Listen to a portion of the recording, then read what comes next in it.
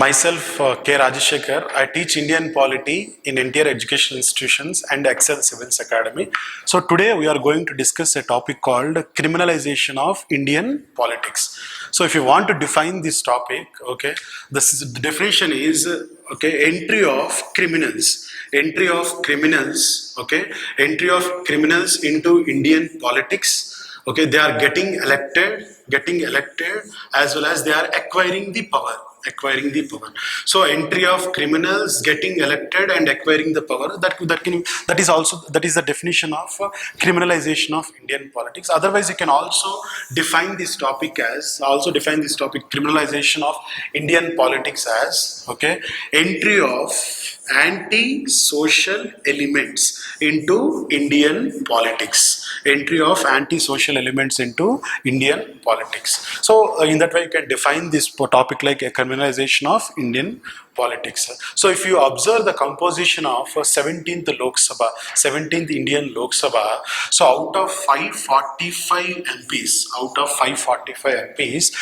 more than 40% of the elected MPs have a criminal record. More than 40% of the MPs have criminal record, as well as more than 20% of the MPs were involved in serious crimes. Allegations regarding the acts of murder or acts of rape. So more than 40% of the politicians are involved in criminal offences, and more than 20% of the elected MPs, they have a background of serious crime, serious act of murder or act of rape. So 17th Lok Sabha explains these statistics. So what may be the reason for criminalization of Indian politics? Means there are few chronic reasons that can be observed in the Indian politics. The first problem that was existed in Indian politics is you can observe a nexus between politicians as well as criminals. This is one reason why criminalization of Indian politics is happening. The reason is a nexus that was happened between politicians as well as criminals. What might be the reason why criminals supporting the politicians means criminals will act as a muzzle power for the politicians.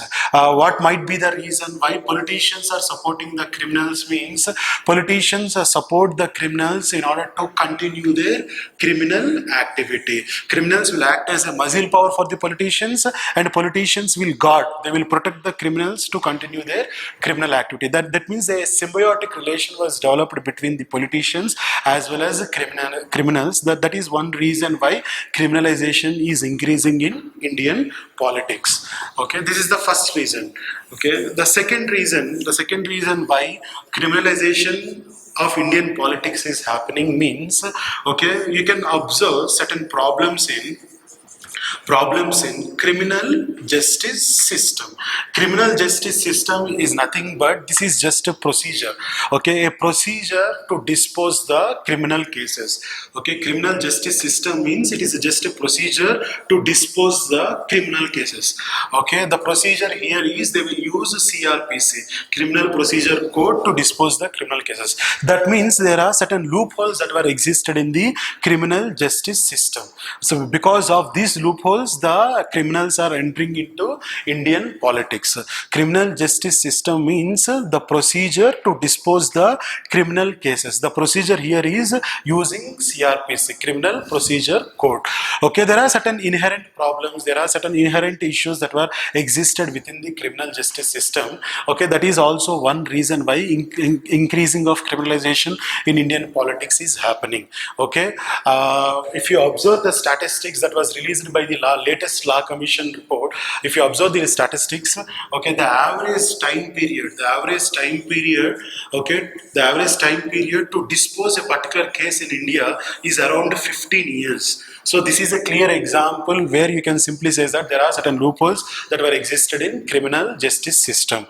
This is the second reason which become advantage for the criminals to enter into Indian politics. The third reason is rate of conviction.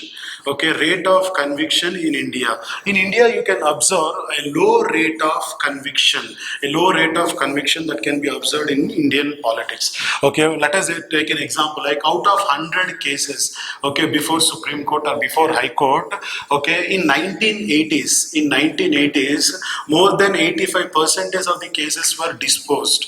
Okay, more than 85% of the cases were those cases were disposed, and 85% of the people were convicted. If they have a criminal background, those people were convicted, and the rate of conviction is around 85%. Now it was reduced to around 40 to 45%. What might be the reason for the low conviction rate in Indian politics? Means what might be the reason of low conviction rate? Means, okay, the existing institutions, they failed to submit the required reports to dispose a particular case. I will give you an example. Okay, low rate of conviction that was happening in the last 20 years. For example, if you take an example like 2G scam, which was happened in the year 2008 to 2009. Okay, telecom ministry, with the support of telecom secretary, they allocated the different bands of spectrum to the private companies, and the audit reports which were submitted by Vinod Rai at that time, the chairman of CAR, okay, he identified a corruption of amount around 1.7 lakh crore. 7 lakh crore. Okay, this was the allegation that was raised by the COG. Okay, based on this allegation, based on the report of COG, okay, telecom minister A. Raja was arrested. In the year 2008-2009, and recently in the year 2018, okay, he was left free. Supreme Court declared A. Raja as innocent. The reason is very simple. The CBI trial court, they failed to identify the reasons to support this corruption case. Okay, that means the reason is the reason for low conviction rate. The reason for low conviction rate in Indian politics, the reason is very simple. Existing institutions failed to submit the required reports before the judiciary. So the classic case is the 2G spectrum case. This is the third reason. The third reason is a low conviction rate which was existed in Indian politics. Okay, that becomes advantage for the criminals to enter into Indian politics. Okay, the fourth reason for the entry of criminals into Indian politics is system of elections in India.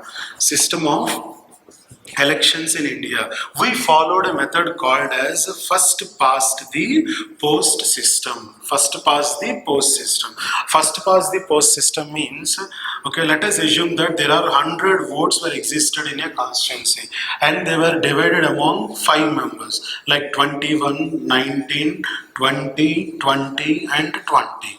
Okay, they were divided among 5 members. 100 votes in a constituency divided among 5 members. Okay, you can simply identify the person called as A. Okay, the person called as A as elected. Okay, the person called as A as elected because he got that majority. So that means even with the 21% of voters support, you can be elected as MP or an MLA. This is not the maximum vote. This is a majority vote in a particular constituency. This is also one problem that was existed in Indian electoral system. Okay, the problem is a system of elections. We followed first past the post system rather than implementing the proportionate system. Okay, proportional representation system, which was followed in presidential election. Okay, these are the 4 problems that can be observed in Indian electoral system, which led to the entry of criminals into Indian politics. So in order to reduce the criminalization of Indian politics, Supreme Court has given 3 important directions. 3 important directions were given by the Supreme Court to reduce the entry of criminals into Indian politics. The first direction was given in the year 2002. Supreme Court has given a direction in the year 2002. It said that if a person or a candidate who is interested to participate or contest in the election, they have to declare They have to declare their criminal record. So declaration of criminal records is essential while contesting in the elections. This is the first one. The second one is the second important direction was given in the year 2013. Okay, the direction was in a case in a landmark judgment, in a landmark case called as Lily Thomas versus Union of India case. Okay, this case was happened in the year 2013. So in this particular case, in Lily Thomas versus Union of India case, the Supreme Court has given a judgment by saying that if a sitting MLA or a sitting MP was convicted, if convicted, then they have to be disqualified with immediate effect. Okay, with immediate effect, they have to be disqualified. With immediate effect, they have to be disqualified. This is the second direction.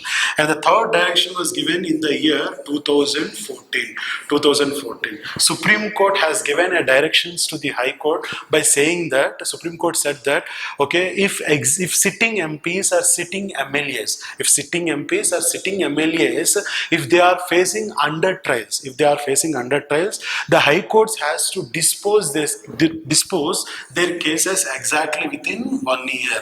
Okay, disposition of cases or resolution of cases within 1 year is also one direction that was given by the Supreme Court in the year 2014. We call these three orders as landmark orders or landmark judgments. Okay, these orders can restrict the entry of criminals into Indian politics. Okay, thank you.